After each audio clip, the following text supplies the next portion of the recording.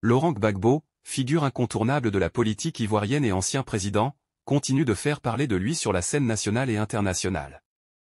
Récemment, une vidéo dans laquelle il affirme que l'ONU a écrit au président Alassane Ouattara pour demander sa réinscription sur la liste électorale a fait grand bruit. Cette déclaration suscite de nombreuses réactions, tant au niveau politique qu'au sein de la population. Mais que signifie réellement ce soutien implicite de l'ONU, si tant est qu'il soit confirmé, et quelles en seraient les implications pour le paysage politique ivoirien? Décryptons ensemble cette actualité marquante. L'ONU leur a déjà écrit qu'il faut mettre Gbagbo. L'ONU leur a déjà écrit qu'il faut mettre Gbagbo. Parce que moi, je m'amuse beaucoup quand je vois les gens dire oui, je connais un tel m'a écrit, je connais un tel, mais on se connaît tous. Le secrétaire général de l'ONU actuel, Antonio Guterres, j'étais dans l'opposition quand il est venu ici, pour moi. Donc moi, je le connais depuis avant eux tous.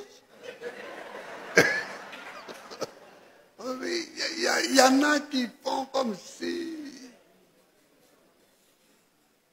si c'est eux qui connaissent les gens. Mais nous tous, on connaît les gens. Et puis bon, nous comptons sur nous-mêmes pour avancer. C'est pour ça que nous ne sommes pas tout le temps en train de crier « Un tel, ah, viens à mon secours, un tel, ah, viens à mon secours ». Non. Un homme, tu fais ce que tu as à faire. Maintenant, celui qui veut t'aider, là, il vient t'aider. S'il vient volontairement, il est plus fort. Mais si c'est toi qui l'appelles, tu ne sais même pas si c'est par politesse qu'il est là. Donc, l'ONU a déjà écrit. Mais ils vont venir pour lui dire qu'on t'avait parlé. Voilà. Donc le président Laurent Gbagbo est en bonne posture diplomatique pour faire pression sur Ouattara. C'est pourquoi il a dit que l'ONU a écrit à Ouattara pour dire mettez Gbagbo. L'ONU lui a écrit pour dire mettez Gbagbo. Mais l'ONU va venir. Ils vont venir pour venir lui dire, ah, on t'a dit, mais tu refuses de mettre. Vous comprenez? Pourquoi tu refuses? Donc l'ONU va venir lui rappeler ça. Est-ce que vous comprenez? Donc, pour dire quoi? Pour dire que le président Gbagbo, et lui-même il a dit, lui aussi, il connaît du monde. Lui aussi, il connaît du monde. Et ça, je vous l'avais dit. Ça, je vous l'avais dit. Je vous avais dit que Gbagbo connaissait du monde. Et que le fait que dorme le soir au BRICS, ce n'est pas un hasard. Voilà un peu ce que le président Gbagbo a dit. Pour conclure, l'intervention de Laurent Gbagbo et ses propos concernant l'ONU ne sont pas anodins dans le contexte actuel de la Côte d'Ivoire. D'une part, il relance le débat sur les droits civiques des anciens chefs d'État, particulièrement dans les démocraties en reconstruction ou en transition.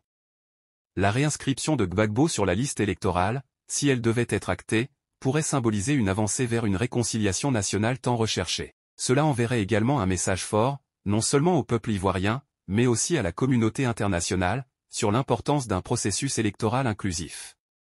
Cependant, cette déclaration soulève également des interrogations.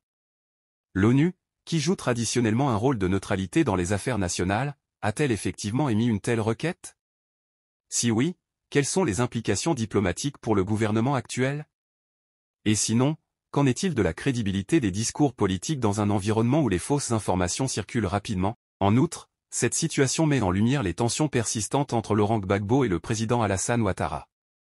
Depuis son retour en Côte d'Ivoire, Gbagbo a multiplié les interventions publiques, cherchant à réaffirmer sa présence sur la scène politique.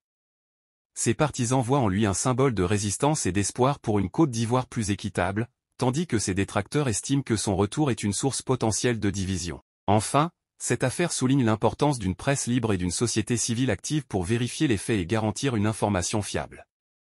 Le rôle des plateformes comme YouTube, où les citoyens et les experts peuvent analyser et débattre des actualités, est crucial pour éviter la désinformation et promouvoir une discussion constructive. En tant qu'observateurs et acteurs du monde actuel, nous devons nous poser les bonnes questions, au-delà des mots, que révèlent réellement les actes. Le futur politique de la Côte d'Ivoire dépend-il de figures comme Laurent Gbagbo ou d'un renouvellement plus global de la classe politique? Ces enjeux dépassent le cadre national et interpellent tous ceux qui aspirent à une démocratie durable en Afrique et dans le monde. Alors que cette affaire continue de faire les gros titres, restons attentifs au développement et engageons-nous dans des discussions éclairées. N'hésitez pas à partager vos pensées et vos analyses dans les commentaires. Ensemble, faisons vivre le débat pour mieux comprendre les enjeux qui façonnent notre monde.